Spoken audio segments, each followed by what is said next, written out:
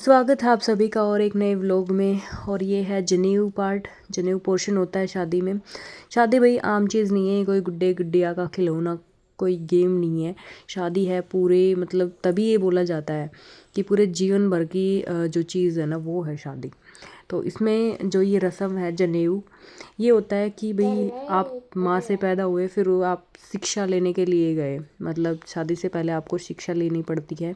तो वहाँ पे पंडित जी उसको कुछ गुरुनामा बताते हैं कान में, वो बाहर जाएगा, फिर उसकी बहन उसको पकड़ के लेके आएगी और फिर ये दक्षिणा मांगने के लिए जाएगा। मतलब जो ब्रह्मचारी है, जो जीवन होता है ना वो जीना पड़ता है। गृहस्थ जीवन, ब्रह्मचार्य जीवन, वो सारे पंडित जी बताते हैं कि गृहस्थ जीवन से पहले एक ब्रह्मचार्य जीवन है, वो आपको जीना पड़ेगा।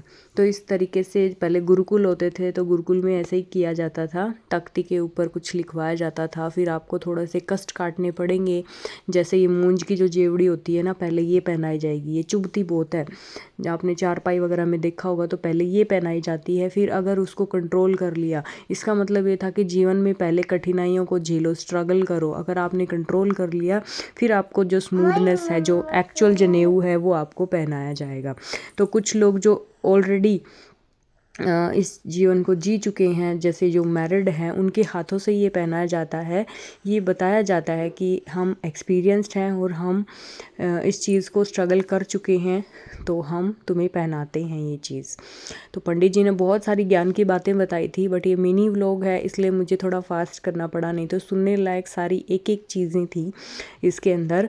और ये दक्षिणा मांगने के लिए जाता है, तो उस टाइम पे भी सभी इसको दक्षिणा देते हैं। और ये पूरा टोटली ब्रह्मचार्य जीवन है। इसमें ये बोला जाता है कि आप बिल्कुल साधारण खाना खाएंगे, बिल्कुल सीधे सिंपल रहेंगे। इसलिए जो धोती वगैरह है वो इंडिया की पहचान है, और यही पहनना होता है। सादा खाना, सादा पहनना, वो सारी चीज़ें इसके अंदर होनी चाहिए एक सनातन धर्म के अकॉर्डिंग।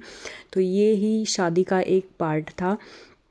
अब इसकी पूजा करवा दी जा रही है इसको सभी चीज़ें बता करके, और फिर ये गुरु जो हैं वो कान में इसके बताएंगे, और ये दक्षिणा इसने दे दी है। कहीं कहीं जगह पे होता है, बहुत सारे लोग मुझे ये बोल रहे थे कि ये पैसे बहन के होते हैं जो दक्षिणा में दिए जाते हैं, बट मैं भी ये मानती हूँ, और ये इन्होंने सही भी किया है, कि ये गुरु दक्षिणा ही होनी चाहिए, क्योंकि गुरु ने ही उसको पूरा ज्ञान दिया था, ना कि बहन ने। तो गुरु को ही देने चाहिए मेरे हिसाब से भी, और इन लोग के हिसाब से भी। आपको क्या लगता है? बहन के होने चाहिए?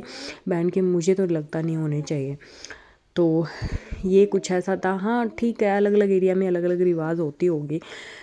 और ये हवन हो गया था, सारे सभी ने फिर आहुति डाल दी थी इसके अंदर,